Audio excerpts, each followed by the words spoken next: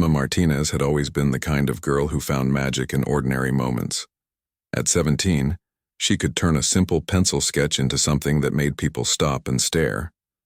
Her bedroom walls were covered with her artwork, colorful, paintings of sunsets over her small Texas town, detailed drawings of her neighbor's cat, and abstract pieces that seemed to dance with life. Every morning before school, Emma would sit by her bedroom window with her sketchbook, capturing the way. Morning light filtered through the old oak tree in their front yard. Her mother, Maria, would often peek in and smile at the sight of her daughter so focused, so passionate about creating something beautiful from nothing. Emma's art teacher, Mrs. Henderson, had been encouraging her to apply for art scholarships.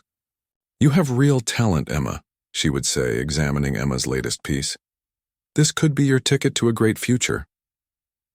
Emma's dream was to study art in college, and maybe one day open her own gallery where young artists could display their work.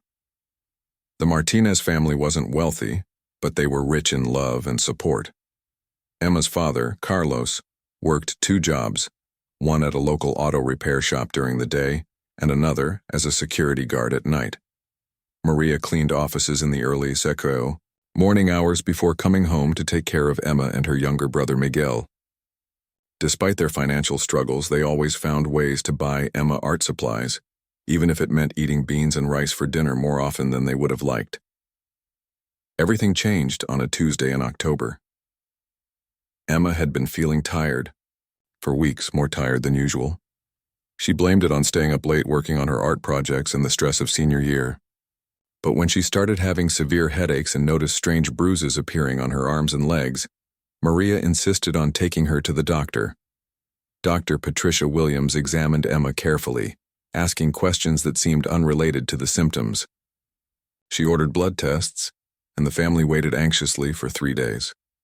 When Dr. Williams called them back to her office, Emma knew something was seriously wrong by the way the doctor's usually cheerful face had become serious and gentle. "Emma has acute lymphoblastic leukemia," Dr. Williams explained carefully. Using words that felt foreign and frightening, she explained that it was a type of cancer that affects the blood and bone marrow, but that it was treatable, especially in young people like Emma. The room seemed to spin around Emma as she tried to process this information. Cancer. The word felt heavy and scary. Maria began crying quietly while Carlos reached for Emma's hand, his own hands shaking slightly. Miguel, who had come along, sat in stunned silence, not really understanding what was happening but sensing that their family's world had just shifted dramatically. Dr. Williams continued explaining the treatment plan. Emma would need chemotherapy, which would require regular hospital visits over the next several months. The treatment was aggressive but had a good success rate for her type of leukemia. However, the doctor also mentioned something that made Carlos's face go pale: the cost. Even with their basic health insurance, the family would be responsible for thousands of dollars in medical bills.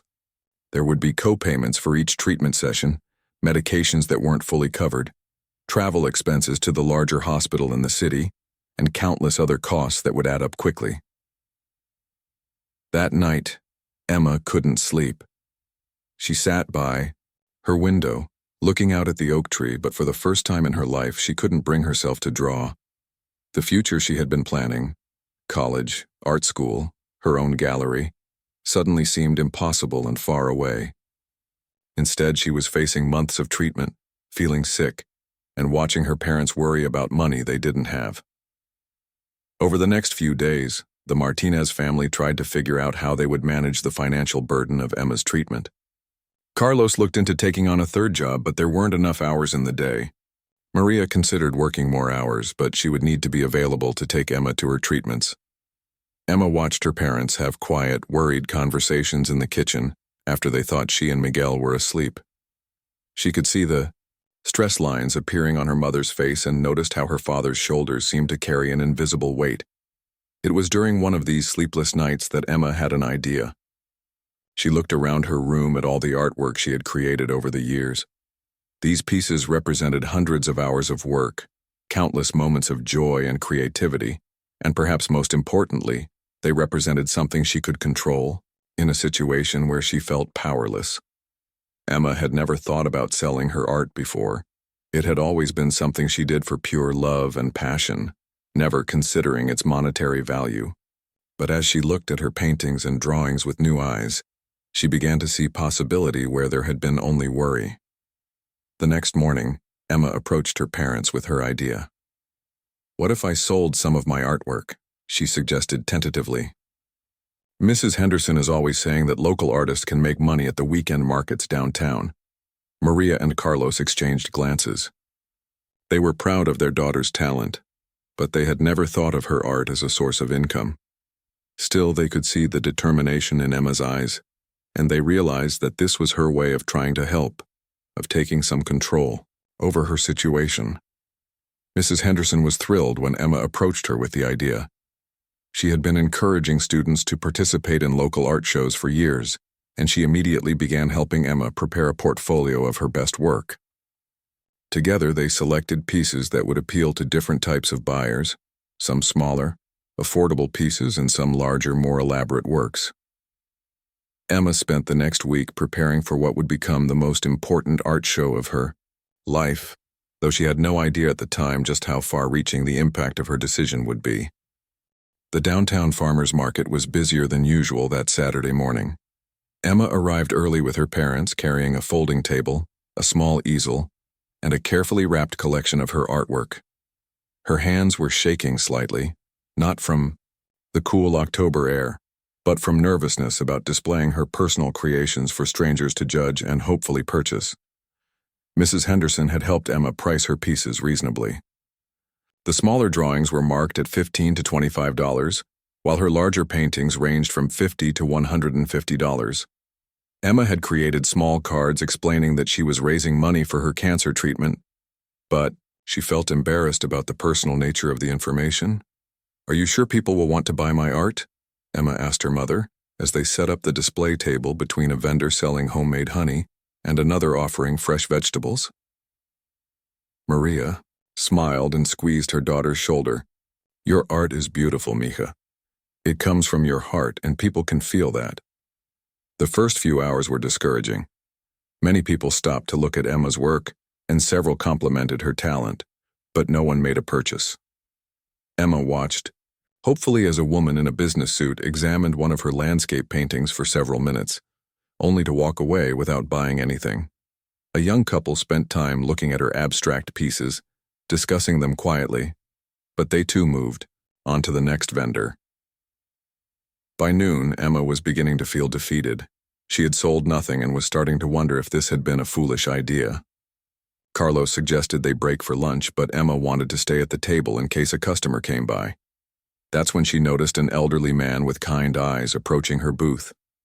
He was wearing a simple button-down shirt and jeans, and he walked with a slight limp. He spent a long time examining each piece of Emma's artwork, asking thoughtful questions about her techniques and inspiration.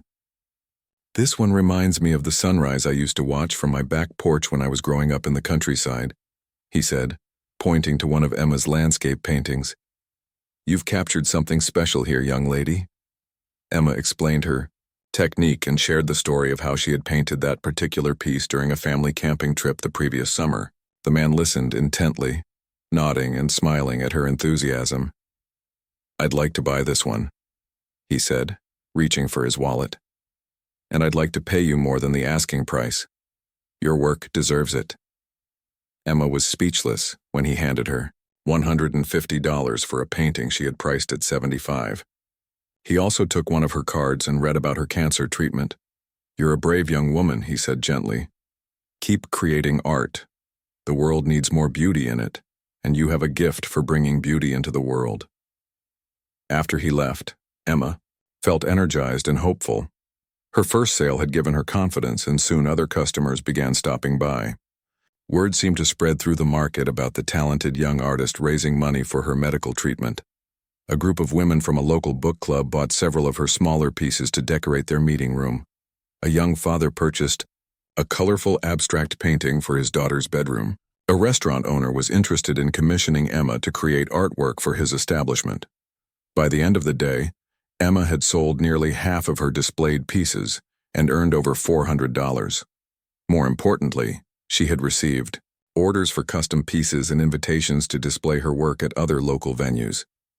Mrs. Henderson, who had stopped by to check on Emma's progress, was beaming with pride. "I told you that you had something special," she said. "Look how people are responding to your work." That evening, as the family counted Emma's earnings, there was a mixture of pride and bittersweet emotion in the Martinez household. They were amazed by Emma's success and touched by the kindness of the strangers who had purchased her artwork. At the same time, the reality of why she was selling her art, to pay for cancer treatment, made the celebration somewhat somber.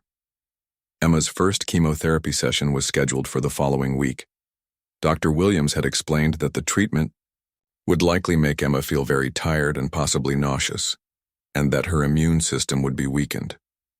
This meant that her art sales would become even more important, as she might not always feel well enough to create new pieces. Over the next few weeks, Emma continued selling her artwork at various local venues. Mrs. Henderson helped her set up displays at coffee shops, community centers, and even in the waiting room of a local business. Emma's story began spreading through their small town, and people started seeking out her art specifically because they wanted to support her. Emma discovered that she was not only talented at creating art, but also at connecting with people who appreciated it. She learned to talk about her techniques and inspiration in ways that helped customers understand the story behind each piece. She found that people were drawn not just to the visual appeal of her work, but to the passion and hope that seemed to shine through despite her difficult circumstances. One afternoon, while Emma was displaying her work at a local coffee shop, a woman approached her table with tears in her eyes. She explained that her own daughter had battled cancer several years earlier and had made a full recovery. "Your art reminds me of the beautiful things my daughter created during her treatment," the woman said. She found that art helped her express feelings she couldn't put into words. "I want to buy this piece to support you, but also because it brings back memories of my daughter's strength and creativity." Emma realized that her art was doing more than just raising money for her treatment.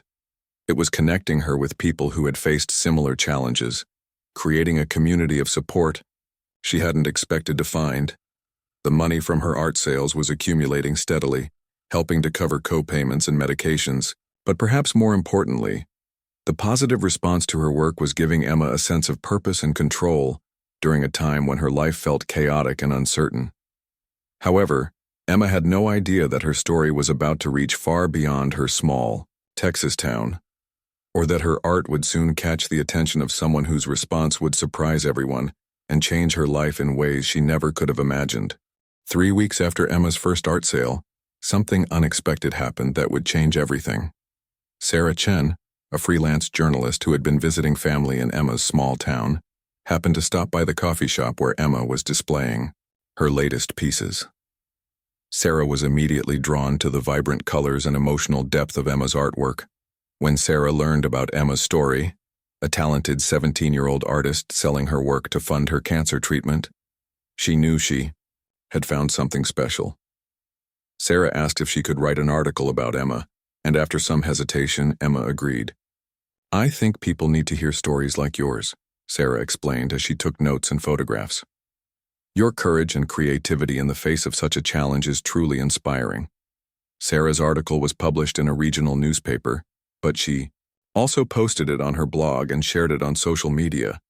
The response was immediate and overwhelming. Within hours, Emma's story was being shared across Facebook, Twitter, and Instagram.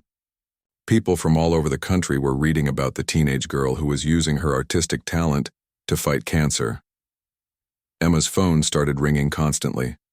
Local news stations wanted to interview her. Strangers were calling to ask about purchasing her artwork. People were sending messages of support and encouragement through social media platforms Emma barely knew how to use. Mrs. Henderson helped Emma set up a simple website to display her artwork online. Within the first day, they received orders from people in 12 different states.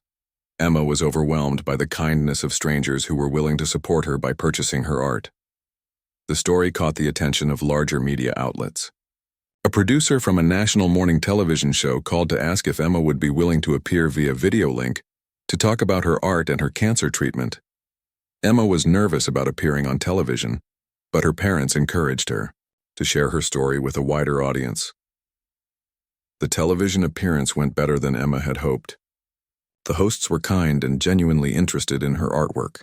They displayed several of her pieces on screen, and Emma was able to talk about how art had become her way of staying positive during a difficult time. "Creating art gives me something to focus on besides being sick," Emma explained to the television audience. "When I'm painting or drawing, I feel like myself again, not just a cancer patient." The response to the television appearance was incredible. Emma's website crashed from too many visitors trying to view her artwork at the same time. Orders poured in from across the country, and even from other countries. People were not only buying her existing pieces but also requesting custom artwork. Emma found herself working harder than she ever had before, trying to keep up with the demand while also managing her chemotherapy treatments. Some days she felt too tired to hold a paintbrush, but the encouragement from strangers around the world motivated her to keep creating. The financial pressure on the Martinez family began to ease significantly.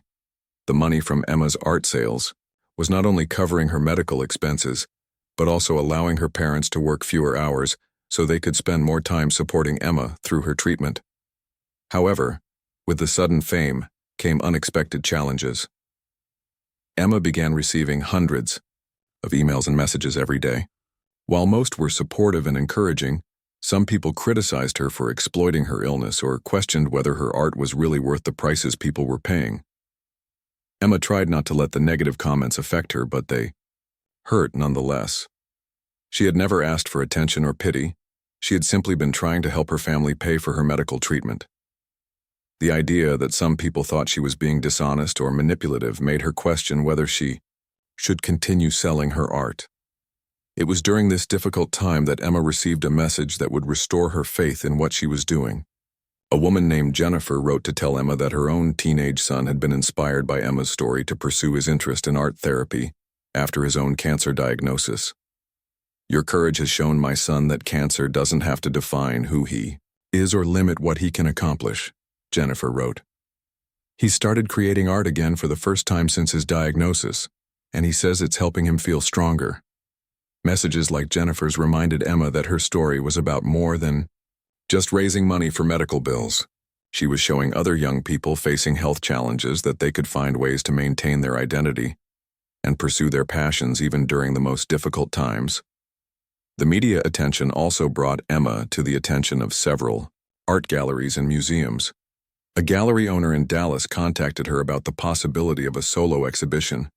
A children's hospital asked if Emma would be willing to teach art workshops to young patients. Emma was excited about these opportunities, but she was also feeling overwhelmed by how quickly her life had changed. Just a few months earlier, she had been a regular high school senior worried about college applications. Now she was receiving national attention and dealing with business decisions that felt too complex for someone her age. Her parents did their best to help her navigate the sudden fame while also protecting her from becoming too overwhelmed. They screened her calls and emails, helped her make decisions about which opportunities to pursue, and made sure she continued to focus on her health and recovery. Dr. Williams was pleased with Emma's progress during treatment. The chemotherapy was working, and Emma's test results were showing improvement. The doctor also noted that Emma's positive attitude and sense of purpose seemed to be helping her cope with the physical challenges of treatment better than many patients. Having something meaningful to focus on can make a real difference in how patients handle cancer treatment, Dr. Williams explained to Emma's parents. Emma's art is not just helping her financially, it's helping her emotionally and psychologically as well. As Emma's story continued to spread across social media and news outlets, she had no idea that it was about to reach someone whose response would be unlike anything she could have imagined. Her story was traveling much further than her small Texas town, crossing oceans and continents, eventually finding its way to someone who would soon make a gesture so unexpected and touching that it would leave everyone speechless. Thousands of miles away from Emma's small Texas town, in London, England, Royal Guard James Wellington was scrolling through social media during his break. James had been serving as a Queen's Guard for 3 years, standing motionless for hours, outside Buckingham Palace in his iconic red uniform and tall black hat. It was a job that required incredible discipline and dedication, but James found it deeply meaningful to serve his country in this traditional role. On this particular evening, James was relaxing in his small apartment after a long day of duty, when a shared article caught his attention. The headline read, "Teen Artist Battles Cancer, Sells Artwork to Fund Treatment." Something about the story drew him in, and he clicked to read more. As James read about Emma's courage and determination, he felt a deep connection to her story. 5 years earlier, James had lost his younger sister Lucy to leukemia. Lucy had been just 16 when she died, only a year younger than Emma was now. During Lucy's treatment, she had also turned to art as a way to cope with the fear and uncertainty of her illness. James remembered sitting beside Lucy's hospital bed, watching her sketch and paint, even when she was feeling her worst. Art had been Lucy's way of expressing hope when words weren't enough. She had created dozens of pieces during her treatment, many of which still hung in James's apartment as precious memories of his beloved sister. Reading about Emma brought back a flood of memories about Lucy's strength and creativity. James found himself studying Emma's artwork on her website, amazed by the talent and emotional depth of her pieces. Her use of color and light reminded him of Lucy's work, and he could see the same determination to find beauty, even in difficult circumstances. James had never been one to reach out to strangers online, but something about Emma's story compelled him to act. He spent hours that evening reading every article about her, looking at all her available artwork and thinking about his sister Lucy. The next morning, James did something that was completely out of character for him. He wrote a long email to Emma, introducing himself and sharing Lucy's story. He told Emma how much her courage reminded him of his sister's strength, and how seeing her artwork brought back wonderful memories of Lucy's creativity. "Your art has the same light in it that my sister's did," James wrote. "She would have admired your talent and your determination. I know we're strangers and I'm writing to you from very far away, but I wanted you to know that your story has touched someone who understands what you're going through." James also mentioned that he served as a royal guard, though he didn't make a big deal of it. He was more focused on the personal connection he felt to Emma's story than on his own position or status. When Emma received James's email, she was moved to tears. Among the hundreds of messages she received daily, most were brief notes of encouragement from well-meaning strangers. But James's message was different. It was personal, heartfelt, and showed a deep understanding of what she was experiencing. Emma wrote back immediately, thanking James for sharing Lucy's story and telling him how much his support meant to her. She asked about Lucy's artwork and what kinds of things she liked to create. Emma also expressed her condolences for James's loss, recognizing how difficult it must have been for him to lose his sister at such a young age. This began an unlikely correspondence between the teenage cancer patient in Texas and the Royal Guard in London. James and Emma exchanged emails regularly, sharing stories about their lives, their families, and their experiences with cancer. James told Emma about his daily routine as a guard, the history and traditions of his role, and what it was like living in London. Emma shared updates about her treatment, her latest artwork, and her dreams for the future. James found himself looking forward to Emma's emails more than he had looked forward to anything in years. Her optimism and creativity reminded him of the best parts of Lucy's personality, and corresponding with Emma helped him feel connected to his sister's memory in a new way. Emma, meanwhile, treasured her friendship with James. Unlike many of the people who contacted her after her story went viral, James understood the reality of fighting cancer because he had walked that journey with Lucy. His messages never felt like pity or charity. Instead, they felt like genuine friendship and support from someone who truly understood. After several weeks of correspondence, James made a decision that would surprise everyone, including himself. He requested a special leave from his duties to visit Emma in person. This was an unusual request, as Royal Guards rarely took time off for personal travel, especially to visit someone they had never met in person. James's commanding officer was initially skeptical about the request. However, when James explained the situation and showed him some of Emma's story and artwork, the officer was moved by the connection James had formed with the young artist. "Wellington, you've been an exemplary guard for 3 years," his commanding officer said. "If this young lady's story has affected you this deeply, then perhaps there's something important happening here that goes beyond protocol." Not only did James receive approval for his leave, but his fellow guards and commanding officers were so moved by Emma's story that they decided to do something unprecedented. They collected money among themselves to purchase several of Emma's paintings for display in their common areas. More significantly, they decided to arrange something that had never been done before in the history of the Royal Guard. They wanted to present Emma with an honorary recognition for her courage and artistic talent, acknowledging her as an inspiration to people around the world. James was chosen to deliver this recognition in person, along with a special gift that would represent not just his own admiration for Emma, but the respect and support of the entire Royal Guard unit. When James told Emma about his planned visit, she could hardly believe it. A Royal Guard was coming to Texas specifically to meet her? It seemed impossible and wonderful at the same time. Emma's story had touched many people, but James's response felt different, more personal and meaningful than anything she had experienced since her story went viral. Emma had no idea that James's visit would include a gesture so unexpected and touching that it would capture the attention of the entire world, creating a moment that would be remembered long after her cancer treatment was complete.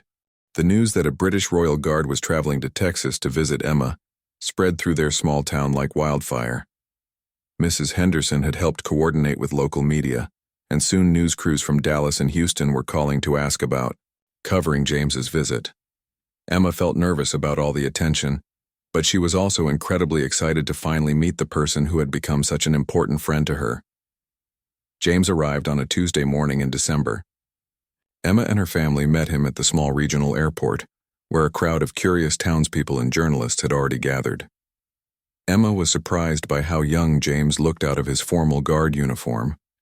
He appeared to be in his mid-20s, with kind eyes and a warm smile that immediately put her at ease. "Emma," James said as he approached her, "it's so wonderful to finally meet you in person. Thank you for letting me come visit." Emma was struck by how normal and friendly James seemed despite his prestigious position. She had been worried that meeting a royal guard might feel formal or intimidating, but James's genuine warmth made her feel comfortable right away. The Martinez family had planned a simple welcome lunch at their home, but James had other ideas. He explained that his visit was not just personal. He was there on behalf of his entire unit to present Emma with something very special. "My fellow guards and I have been following your story," James explained. "Your courage and determination have inspired all of us, and we wanted to honor you in a way that reflects how much your story has meant to people around the world." James had arranged for the ceremony to take place at Emma's high school, where her classmates, teachers, and community members could attend. When they arrived at the school auditorium, Emma was amazed to see that it was packed with people who had come to witness this unprecedented event. James had brought with him his full dress uniform, including the iconic red tunic and tall bearskin hat that made Royal Guards instantly recognizable around the world. As he changed into his ceremonial dress, Emma couldn't believe that this was really happening to her. The ceremony began with James explaining the history and significance of the Royal Guard and how rarely they traveled internationally for any reason. He spoke about the values that Royal Guards represent: courage, dedication, service to others, and quiet strength in the face of adversity. These are exactly the qualities that Emma Martinez has demonstrated throughout her battle with cancer, James announced to the packed auditorium. She has shown the same courage that we strive to embody in our service to the Crown. James then presented Emma with a ceremonial scroll, signed by his commanding officer and several fellow guards, recognizing her as an honorary friend of the Royal Guard for her courage and inspiration to others facing similar challenges. But the biggest surprise was yet to come. James explained that his unit had not only purchased several of Emma's paintings for their facilities, but they had also commissioned her to create a special piece of artwork that would hang permanently in their guardhouse at Buckingham Palace. "No artwork by an American teenager has ever been displayed in the Royal Guard facilities," James announced. "Emma's piece will be the first, and it will serve as a daily reminder to all of us about the power of courage, creativity, and hope." Emma was speechless. The idea that her artwork would hang in a building connected to Buckingham Palace seemed impossible to believe. She had gone from selling sketches at a local farmer's market to having her work displayed in one of the most famous locations in the world. But James wasn't finished. He reached into a carefully guarded box and pulled out something that made the entire audience gasp. It was his own bearskin hat, the tall, iconic black hat that was part of his ceremonial uniform. "This hat has been with me throughout my service, as a royal guard," James said, his voice becoming emotional. "It has stood with me during ceremonies attended by members of the royal family, and it represents everything I value about honor, service, and dedication." James approached Emma and carefully placed the hat on her head. "I want you to have this as a symbol of how much your courage has meant to me personally, and to everyone who has been inspired by your story." The auditorium erupted in applause, but many people were also crying. Emma's parents were holding each other, overwhelmed by the magnitude of what was happening to their daughter. Emma herself was fighting back tears as she felt the weight of the ceremonial hat on her head. "When I lost my sister Lucy to leukemia," James continued, his voice barely steady, "I thought I would never again meet someone who could face cancer with such grace and creativity. Emma has shown me that Lucy's spirit lives on in young people like her, who refuse to let illness define who they are." James then did something that no one expected. He knelt down on one knee in front of Emma, in the same formal salute position that royal guards use when presenting arms to members of the royal family. "On behalf of Her Majesty's Royal Guard," James said formally, "I salute your courage, your talent, and your inspiration to people around the world." The entire auditorium fell silent for a moment, recognizing that they were witnessing something truly historic. A British Royal Guard, representing centuries of tradition and service, was kneeling in salute to a 17-year-old cancer patient from a small Texas town. Emma didn't know what to say.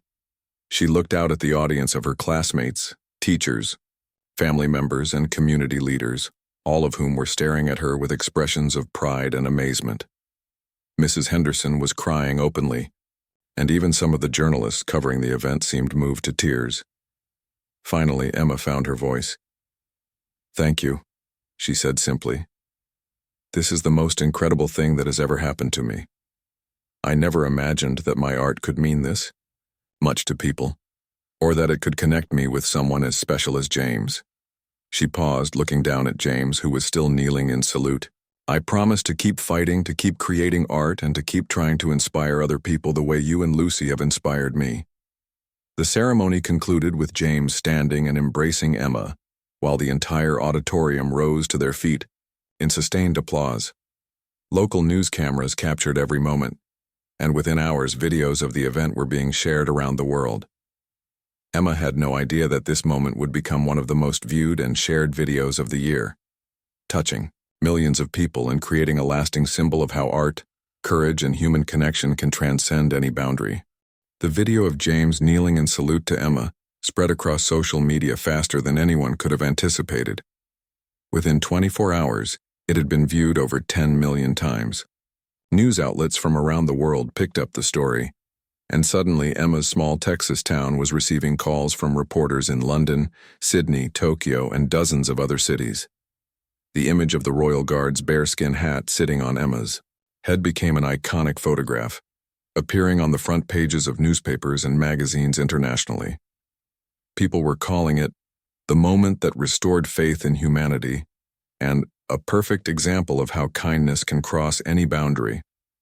For Emma, the sudden global attention was both overwhelming and inspiring. Her email inbox was flooded with messages from cancer patients around the world who said her story had given them hope. Art teachers wrote to tell her how they were using her example to encourage their students. Parents of children with serious illnesses reached out to thank her for showing their kids that they could still pursue their dreams even while facing health challenges. The financial impact was immediate and life-changing for the Martinez family. Orders for Emma's artwork poured in from every continent. Art collectors who had never heard of her before were offering thousands of dollars for her pieces. A publisher contacted her about creating an art book, and several museums expressed interest in exhibiting her work. But perhaps more importantly, Emma's story was inspiring a movement. Young artists facing their own health challenges began sharing their work online, using hashtags like #ArtHeals and Courage in Color. Art therapy programs in hospitals reported increased enrollment. Schools started fundraising campaigns where students could sell their artwork to support classmates facing medical challenges. James's gesture had accomplished something neither he nor Emma had expected. It had created a global conversation about the healing power of art and the importance of supporting young people facing serious challenges. Dr. Williams reported that Emma's cancer treatment was progressing better than anyone had hoped.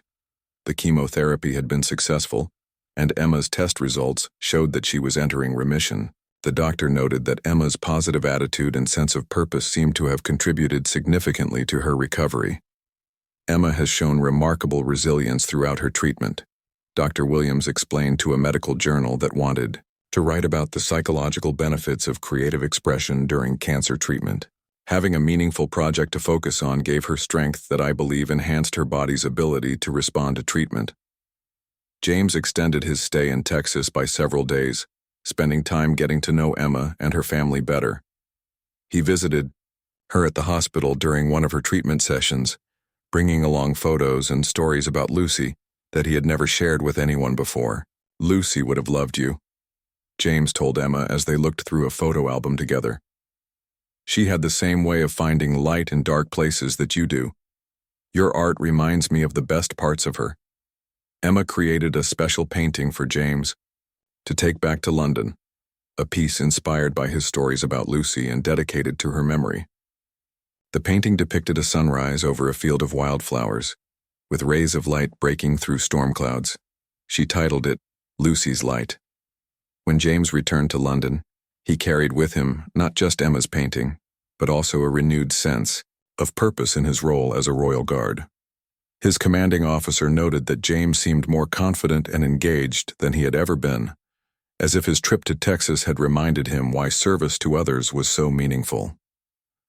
Emma's painting, Lucy's Light, was hung in the Royal Guard common room, where it became a source of daily inspiration for all the guards. Many of them had followed Emma's story and felt personally connected to her journey.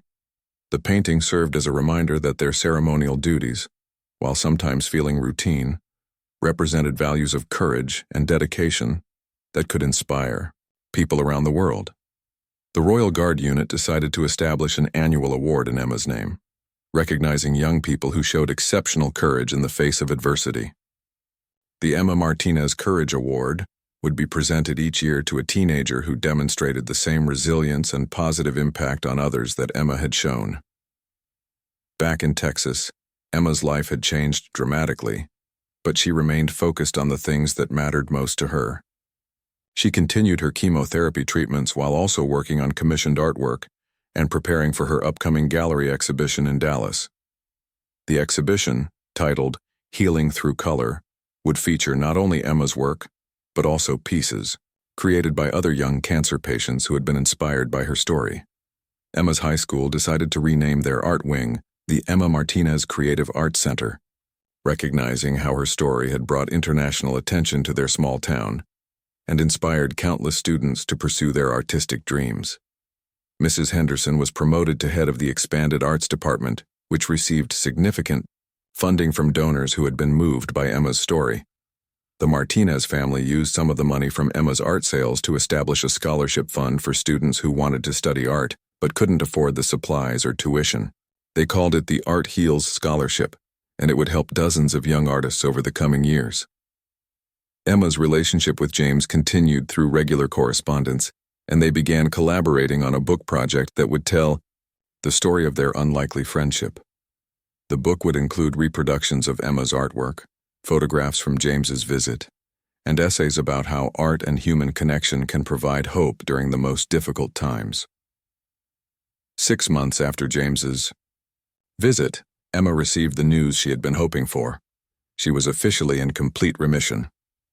Her doctors were amazed by how well she had responded to treatment, and they credited her positive attitude and sense of purpose as significant factors in her recovery. The celebration of Emma's recovery brought James back to Texas for a second visit. This time he came not as a royal guard on official business, but as a friend celebrating a major milestone with someone who had become like family to him. Emma presented him with a new painting titled Victory Light, depicting the same sunrise scene as Lucy's light, but with brighter, more vibrant colors, representing hope and healing. Emma's story continued to inspire people long after her treatment ended. She went on to study art in college, specializing in art therapy so she could help other young people use creativity to cope with serious challenges. Her college application essay, titled How Cancer Taught Me to Paint Hope, was shared widely and helped her earn a full scholarship to one of the country's top art programs. Years later, when Emma graduated from college and opened her own gallery specializing in therapeutic art programs, James flew from London to attend the opening ceremony. The gallery featured a permanent display honoring James's sister Lucy and other young people who had used art to find strength during illness. The Royal Guard bearskin hat that James had given Emma was displayed in a place of honor in the gallery, along with a plaque explaining how an unlikely friendship between a Texas teenager and a British Royal Guard had created a global movement celebrating the healing power of art. Emma's story proved that sometimes the most powerful changes begin with the smallest acts of courage. A teenage girl selling her artwork to pay for medical treatment had sparked an international conversation about hope, creativity, and human connection. Her willingness to share her talent and her story had created lasting impact that reached far beyond her own recovery. The friendship between Emma and James became a symbol of how genuine human connection can transcend any boundary, geographic, cultural, or social. Their story reminded people around the world that courage comes in many forms, and that sometimes the most meaningful gestures are the simplest ones motivated by genuine care for another person. Emma's art continues to hang in the Royal Guard facilities at Buckingham Palace, a daily reminder that inspiration can come from anywhere, and that true courage is found not in the absence of fear, but in the determination to create something beautiful and meaningful despite that fear. Her legacy lives on in the countless young artists who have been inspired to use their creativity as a source of strength, and in the knowledge that sometimes the most unexpected friendships can change the world.